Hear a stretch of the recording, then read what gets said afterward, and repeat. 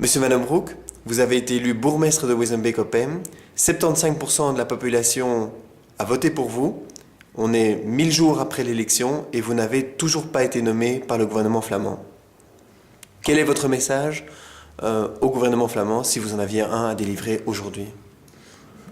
Je vois difficilement un message à délivrer au gouvernement flamand, d'autant plus que le ministre de l'Intérieur flamand qui remplace le précédent est un NVA, ce qui veut dire qu'on ne doit pas s'attendre à plus d'indulgence entre guillemets de sa part. Donc qu'il respecte la démocratie et nous serons heureux. S'il ne la respecte pas, nous en tirons les conclusions. Est-ce que finalement, ce n'est pas toute la population de votre commune qui est prise en otage par cette volonté du gouvernement flamand de ne toujours pas reconnaître le principe du suffrage universel? Il est bien entendu que le résultat des élections est bafoué. Il est bafoué puisque pratiquement 76%, comme vous l'avez dit, de la population a voté pour notre liste et qu'à titre personnel, j'ai fait presque 50% du corps électoral. Donc, c'est pratiquement un plébiscite. Donc, je peux dire que la population, quand je la rencontre dans la rue, elle me dit « Alors quand vous êtes nommé, qu'est-ce qui va se passer ?» Je dis « J'exerce mes fonctions, c'est le principal. » Monsieur Van den Broek, est-ce que la population souffre tous les jours de cette non-nomination dans les faits pratiques?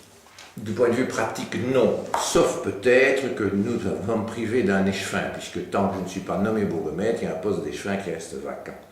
Et donc, par conséquent, la répartition des tâches doit s'effectuer entre 5 personnes au lieu de 6 personnes. Enfin, ce n'est pas encore trop important. C'est important, mais ce n'est pas encore capital.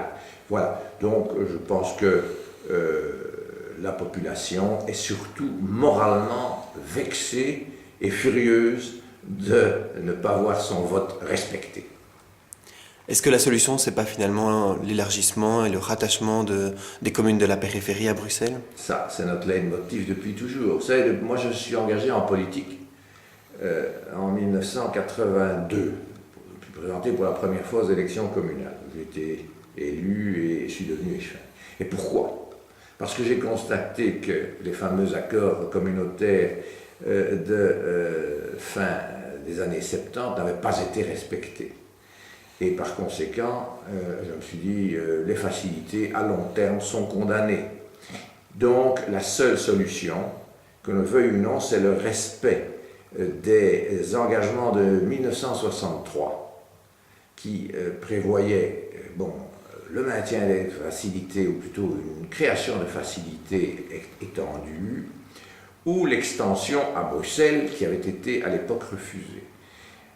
Mais puisqu'il n'y a plus de possibilité de survie à long terme pour les facilités, la seule solution, c'est pour moi rejoindre Bruxelles. Ça correspond d'ailleurs à l'évolution de la population, ça correspond à des études universitaires qui ont été faites il y a quelques années par monsieur le ministre Asquin, et au point de vue urbanistique, au point de vue socio-culturel, au point de vue sociologique, en tout point de vue, nous avons les caractéristiques d'une commune suburbaine de Bruxelles, comme le sont par exemple Oderghem ou une partie de Woluwe-Saint-Pierre, Woluwe-Saint-Lambert. Merci. C'est long, mais enfin...